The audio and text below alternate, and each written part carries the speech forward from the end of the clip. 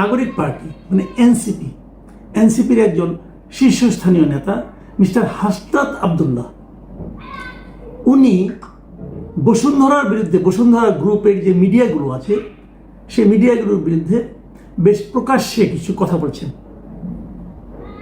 এবং এই কথাকে কেন্দ্র করে উনি বিভিন্ন ফটোকার্ড বিশেষ করে যেগুলিতে নানা রকম অপতথ্য প্রচার করা হয় বলে উনি দাবি করেছেন, সেগুলো নিয়ে ওনার উষ্মা প্রকাশ করেছেন এবং কি ল্যাঙ্গুয়েজ উনি বলেছেন সেগুলো আপনাদেরকে আমি ধীরে ধীরে পড়ে শোনাব।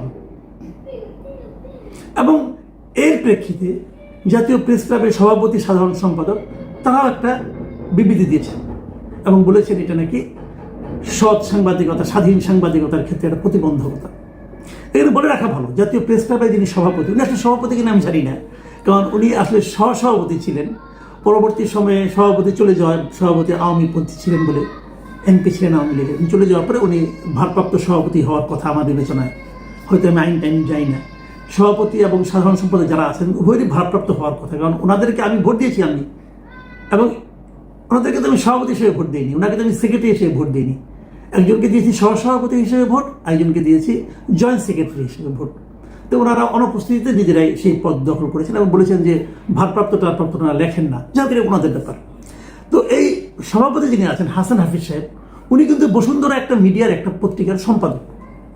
কাজেই বসুন্ধরার ব্যাপারে হাসনাত আব্দুল্লাহর বক্তব্যের পর যখন বসুন্ধরা মিডিয়ারই একটা পত্রিকার সম্পাদক যখন হাসনাত আব্দুল্লাহকে নিন্দা করে বিবৃতি দেন, তখন সেটার কিন্তু গ্রহণযোগ্যতা কিছু হলেও কমে যায়।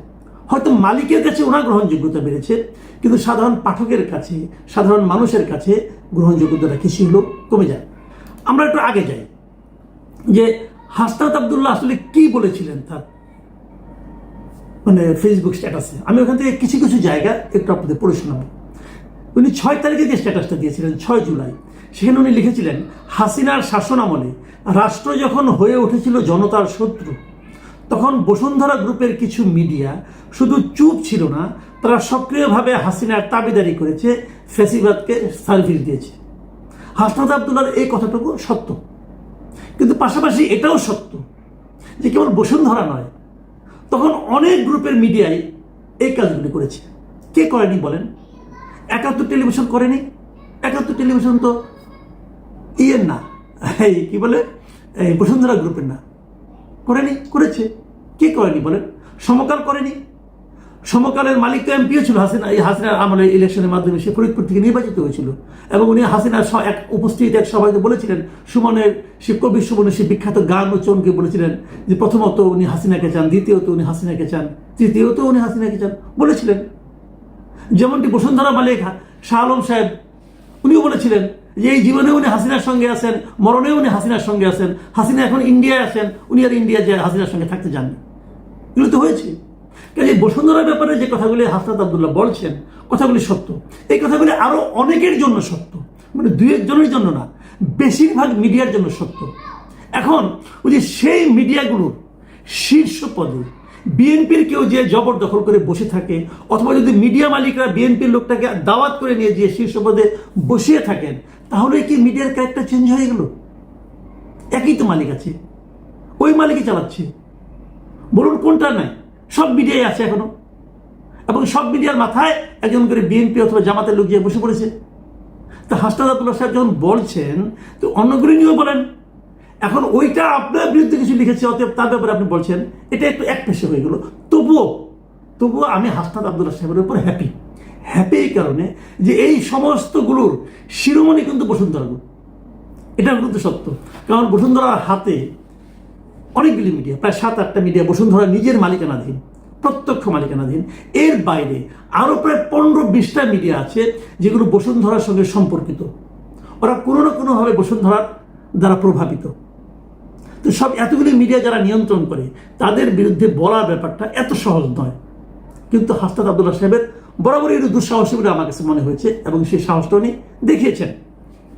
তিনি আরো কি বলেছিলেন, একই কায়দায়, মানে তারা স্বৈরাচার পতনের বহুদিন পরেও তারা থেমে যায়নি, একই কায়দায় আবারও কলম ধরেছে, ক্যামেরা চালু করেছে, জাতীয় নাগরিক পার্টির বিরুদ্ধে, নাগরিক পার্টির সদস্যদের বিরুদ্ধে যে কুৎসা রটানো তারা শুরু করেছে, তা কোনো বিচ্ছিন্ন ঘটনা নয়। এটা এক চেনা স্ট্র্যাটেজি, উদ্দেশ্য স্পষ্ট। যারা পরিবর্তন আনতে চায় তাদের বিরুদ্ধে মিথ্যা ছড়িয়ে কর্পোরেট স্বার্থ রক্ষা করা। হাসনাত আব্দুল্লাহ সাহেবের এই কথাটাও যে একদম অসত্য আমি তা মনে করি, এটাও আমার কাছে গ্রহণযোগ্য মনে হয়। আমার খালি একটাই কথা, এই জিনিসটা উপলব্ধি করতে হাসনাত আব্দুল্লাহ সাহেবের 10 মাস 11 মাস সময় লেগে গেল। এটা ওরা আগে বুঝেননি। এবং বলা তো হয়ে থাকে হাসনাত আব্দুল্লাহ সাহেবদের এই দল তারা বসুন্ধরার থেকে প্রচুর অর্থ সাহায্য পেয়েছেন, সেগুলো যে অসত্য সেটা তো ওনারা এখন পর্যন্ত প্রমাণ করতে পারেননি। আমরা বলেছিলাম যে আপনারা টাকা পয়সা কোথা থেকে পাচ্ছেন তার একটা হিসাব দেন, ওনারা কিন্তু দেননি। পরে ওনারা ওনাদের তহবিল সংগ্রহের একটা পদ্ধতি বের করেছেন, এটা আমার কাছে পছন্দ হয়েছে, আমি তার প্রশংসা করেছি। স্ট্যাটাসে উনি আরেক জায়গায় বলেছেন, যখন বড় কর্পোরেট মিডিয়া ভুল তথ্য ছড়িয়ে জনমতকে বিষিয়ে তোলে, অপিনিয়ন ম্যানুফ্যাকচার করার চেষ্টা করে, তখন ক্ষতি শুধু একটি দলের নয়, ক্ষতি গোটা গণতন্ত্রের। এটার সঙ্গে আমি একমত। দীর্ঘদিন ধরেই আমাদের মিডিয়াগুলো এভাবে গণতন্ত্রের জন আকাঙ্ক্ষা ক্ষতি করে চলছে, দীর্ঘদিন ধরে চলছে। হাসনাত আব্দুল্লাহ সেদিকে এসে বলেছেন, আমরা ডকুমেন্ট করছি প্রতিটি মিথ্যা, প্রতিটি অপপ্রচার, প্রতিটি সাংবাদিকতার নামে অন্যায় আমরা ডকুমেন্ট করছি। মানে ওনারা হিসেব রাখছেন, এটা ভালো, সবারই হিসাব রাখা উচিত। আপনারা এনসিপি কি করছেন, এনসিপি লিডাররা কি করছেন, কার বিরুদ্ধে কি কি অভিযোগ, এটা বলতে সাধারণ মানুষ ডকুমেন্ট করে রাখছে। কাজে সময় মতো এগুলোও বেরোবে, কোনো সমস্যা নাই। সবটাই আমি মনে করি গণতান্ত্রিক অধিকার। আপনারা ডকুমেন্ট করছেন, এটাও ভালো, কিন্তু আপনার এই বক্তব্যের মধ্যে আমি যেন কেন একটু যেন হুমকির একটা সুর পাচ্ছি, অথবা ব্ল্যাকমেইলিং। আপনারা কি কিছু বিনিময়ে কিছু চাচ্ছেন, অথবা হঠাৎ করে আপনি ক্যাপ্টেন কেন, কিছু চেয়ে কি পাননি, এটাও হতে পারে। সেই বিষয়গুলো কিন্তু আমরা জানতে চাই। উনি ওনার স্ট্যাটাসটা 6 তারিখের স্ট্যাটাসটা শেষ করেছেন এভাবে, আপনারা জনগণের ঊর্ধ্বে নন আর সত্যের ঊর্ধ্বে তো ননই। এটা অতি উত্তম। সবাই, কেউ জনগণের ঊর্ধ্বে নয়, কোনো পলিটিক্যাল পার্টিও জনগণের ঊর্ধ্বে নয়, কোনো পলিটিক্যাল পার্টির লিডারও জনগণের ঊর্ধ্বে নয়।